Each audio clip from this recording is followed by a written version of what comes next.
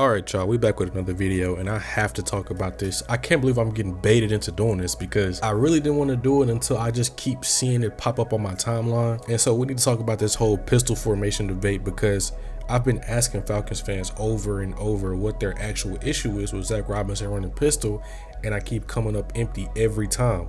It's I hate the pistol formation or it ruins the run game, which is not true, by the way. Last year it was Kirk can't be in pistol because he's immobile. None of that really holds up, so let's break it down. So before we get into this, if you guys do enjoy this video, be sure to like and subscribe for more because I will be putting more stuff out like this in the future. So let's go on and get into it. So I'm gonna show y'all some screenshots of tweets that I've seen under my tweets because I asked twice what are y'all issues with running it, and I was able to sift through a lot of it and I pretty much found some of the same things. So I used the best examples of what I want to talk about. In the first tweet I'm going to use, this is exactly what I mean when I say the complaints about the pistol really aren't grounded.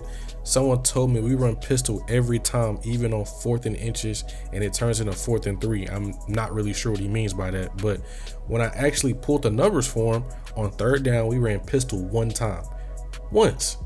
13 times we ran shotgun, and then the other time we were under center. And then on 4th down, it was 2 in pistol, 2 in shotgun. That's not even close to every time, and that's just perception and not reality. People remember that one failed pistol play on short yardage and convince themselves that's the only thing we did. But if you're gonna criticize a scheme, at least go look at the usage, right? Otherwise, you're just arguing from emotion and not really using the actual data that you've been provided. The second tweet is right here on the screen right now. Another fan told me pistol is overly used and that the Falcons need more variety. But when you really think about it and you also look at other teams and what they're doing, the thing is plenty of good offenses live in one formation family. Buffalo Bills, they ran about 50 something plays out of their 70 snaps on offense out of shotgun in week 1. They scored 40 points. Baltimore Ravens, 29 of their 50 plays were in shotgun. And also I want to throw in another argument. People said when you're in pistol, the plays really aren't explosive. Derrick Henry just had an explosive play out of pistol in week 1. We had an explosive play out of pistol in week 1 as well. So it doesn't limit your big play ability at all. Like, I don't know where these arguments are coming from. It's not about the Falcons being too reliant on pistol. It's about the execution and the sequencing of the plays that we're running. Offenses don't need to run out 5 different alignments every drive to be effective. They just need to be disguising tendencies and call plays that are complementing each other. And if the Buffalo Bills and Baltimore Ravens can thrive out of shotgun heavy looks, why is the pistol suddenly unacceptable? Because teams don't run it. And then this is the one I really can't stand. It's not necessarily a criticism tweet, but it's something that somebody said, pretty much offering insight of what everybody's saying. This the one I really can't stand, is that nobody else uses pistols, so we shouldn't either. And that's not really how football works at all, right? If coordinators only copy what everyone else was doing, the league would never evolve and we would just be the same crappy product every Sunday. Brett Coleman in his most recent video said it best. The best coordinators are either iterators or innovators. They take something and push it forward, or they create something new. Look at Brian Flores and this blitz heavy defense that we about to play on Sunday. Nobody was running that stuff like him at this level, and now everyone points to him. And honestly, if you look across the Shanahan and the McVay coaching tree, every single guy has their own twist to the system. Kyle is more the traditional West Coast offense. Sean McVay introduced the 11 personnel usage where he's pretty much 11 personnel all game. Matt LaFleur has his with all of his different motions and creative play calls. Mike McDaniel had his RPO stuff, and even he used some pistol formation. Maybe Zac Robinson's twist is leaning into pistol to build his own niche. That's how coaching trees go. And let's not forget, people said the same exact thing last year after the Steelers game. Oh, the pistol doesn't work, nobody uses it, it's trash, all the above. And then the offense actually settled in, and guess what?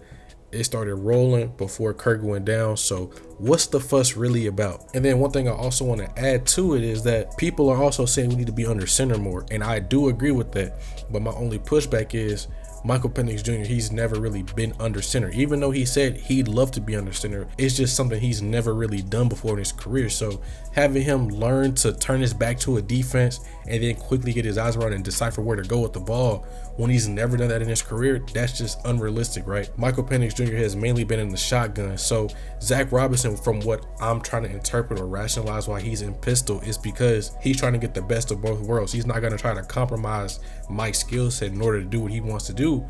That's actually good coaching. You find out what you want to do, and you find out what your players are good at, and you find that healthy medium. And that healthy medium is in pistol, where Mike can still have a running back behind him and turn his back to a defense somewhat, but he's also not under center, and that's something he's never really done before. So having that healthy medium is actually decent, and I think that he'll be able to eventually be under center as he gets more experience. And now, just to be clear, I'm not blindly defending the use of pistol formation, because I get it. The offense looked rough last week, and part of that was just the sequencing of plays. It was all the way off, and that's different from saying the formation itself is bad.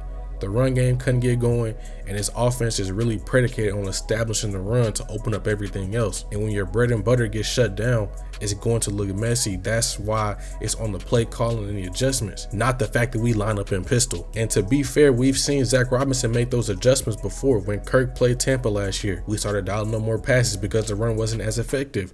And guess what? He had 500 yards. And that's the real point. You can't just blame a formation. It's about how you sequence your plays and adjust in real time. What I don't want to hear is that the same conversation about pistol being bad when all of the chatter was dead by week 4 last year. After the offense actually found a rhythm, nobody complained anymore. The formation didn't magically fix everything, but it certainly didn't cause the problems people were blaming it for. But honestly, that's really my whole take on it. If y'all did enjoy this video, once again, be sure to like and subscribe for more. Check out all my film breakdowns, because I'm teaching real ball, bro. I'm teaching real ball.